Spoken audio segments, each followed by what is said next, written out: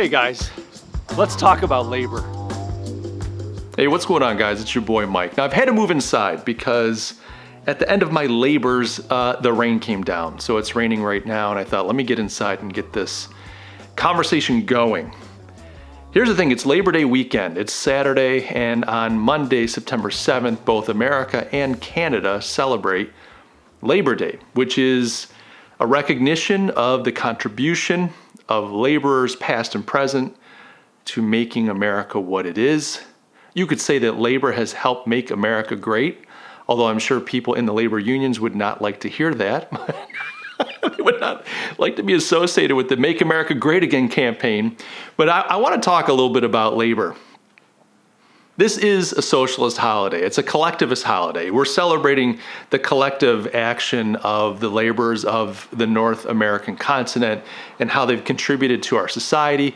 And the fact of the matter is, you can't have a society without labor. I'm not going to take anything away from labor. I'm not going to take anything away from the hard work of men and women throughout the ages in this country to help build it into what it is today. The bridges, the buildings, the homes, the roads, the you name it. I mean, you can't have a functioning society without labor. I don't care how computerized everything gets. I don't care if we've got chips in our head and it's the Matrix.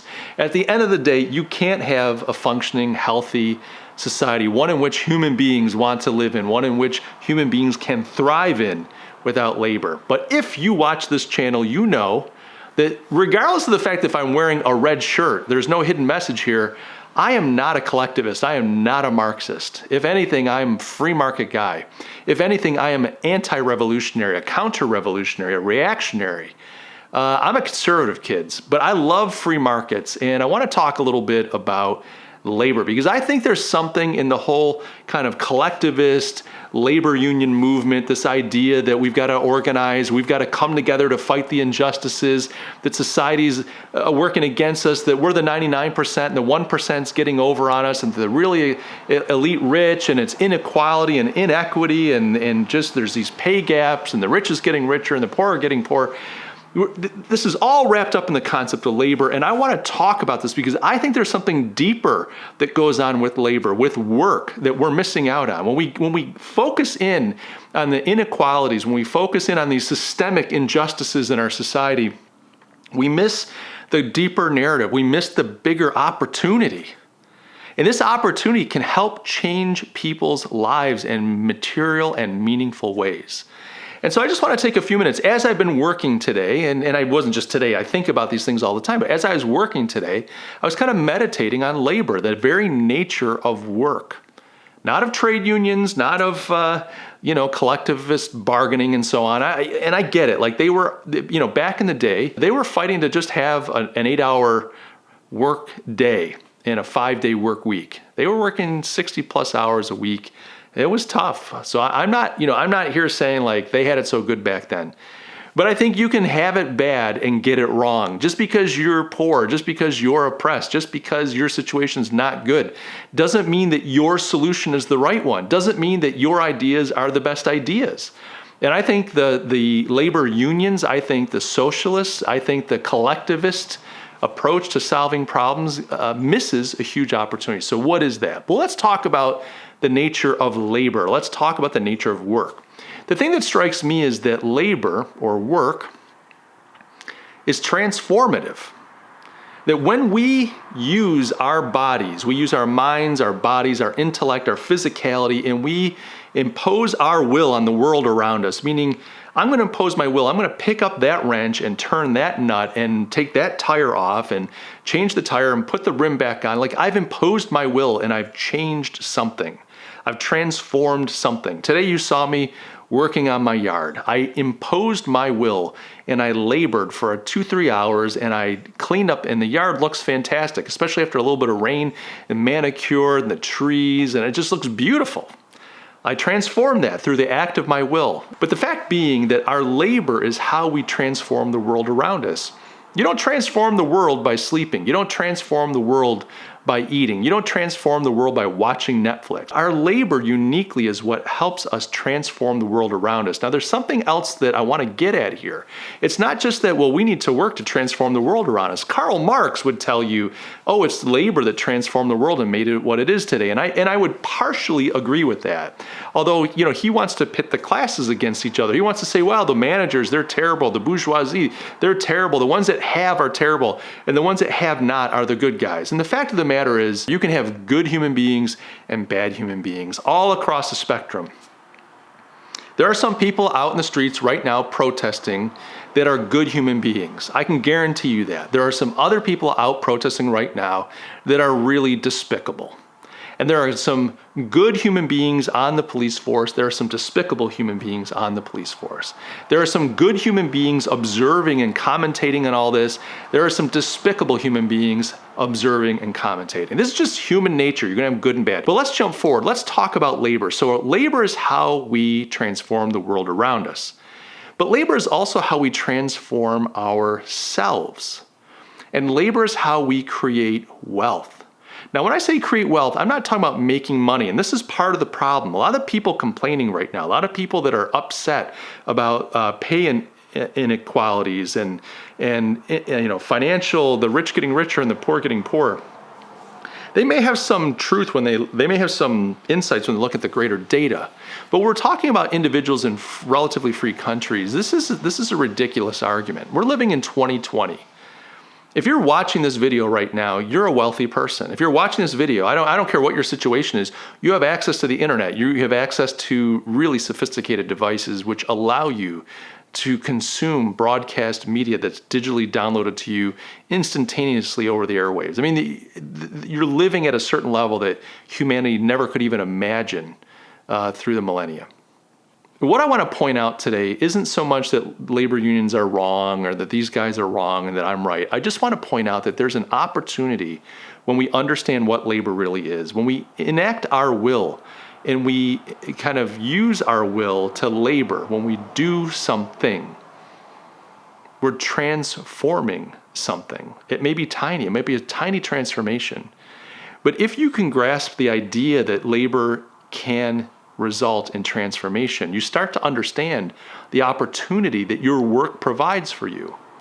There's this kind of drive to say, we don't want to work. It's unfair. We don't want to do crappy work. We don't want to do any work. Work is hard. We don't like it. We shouldn't have to. But I'm telling you, the opportunity is to lean into work. It's to embrace work. It's to do work. Now, look, there are certain jobs that are just crappy jobs. There's certain jobs that are soul-sucking. There's certain organizations whose cultures are toxic. I'm not saying that all work is good work. Every job's a good job. You should just be, shut up, shut your mouth, be happy, do your job, and keep your masters happy. No, we live in a free society. See, this is the piece that people are just ignoring. Your labor is an opportunity for you to transform your world and to transform yourself and to generate wealth. And if you're in a situation where you're feeling unfulfilled, if you're in a situation where you're doing work that you don't feel is transformative for you or the world around you, you have the opportunity to change that. You're not living in a society that dictates to you what work you must do and what work you're not allowed to do. Yes, if you haven't gone to college, you can't be a brain surgeon, okay? You didn't pass the medical bar, you can't become a doctor. Oh, the injustice of it all. I'm not allowed to be a doctor because I watched Doogie Howser, MD, on TV. I should be allowed to be a doctor. I identify as a doctor. We're not talking about that, obviously. That's just ridiculous. But we live in a society that will allow us access to almost any kind of work that we want to do. We have to put in the work. Now, a lot of folks will say, well, I work and it's hard. I don't like it. It's painful.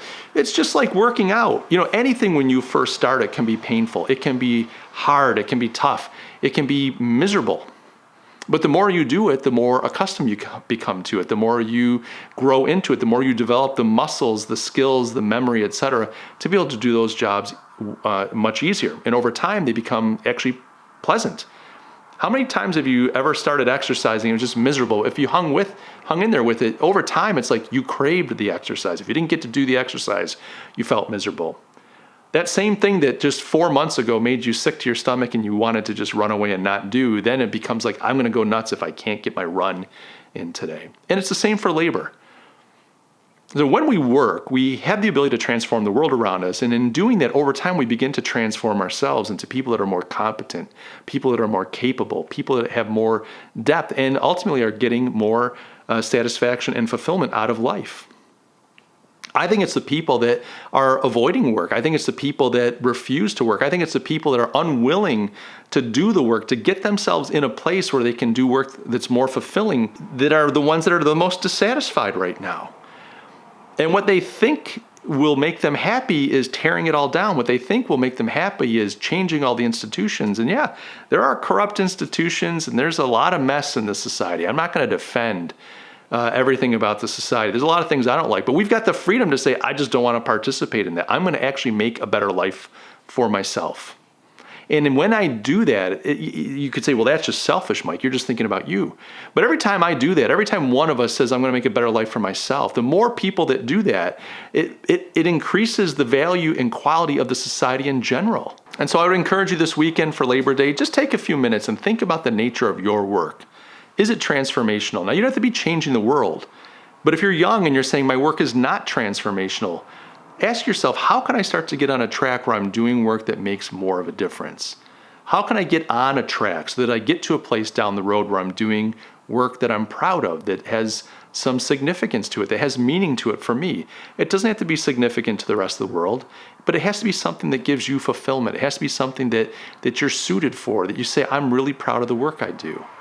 And it makes a difference on some level, and I'm allowed in some way to put my hand to the figurative plow and transform the world in a way that gives me pleasure, in a way that makes me feel proud, in a way that makes me fulfilled.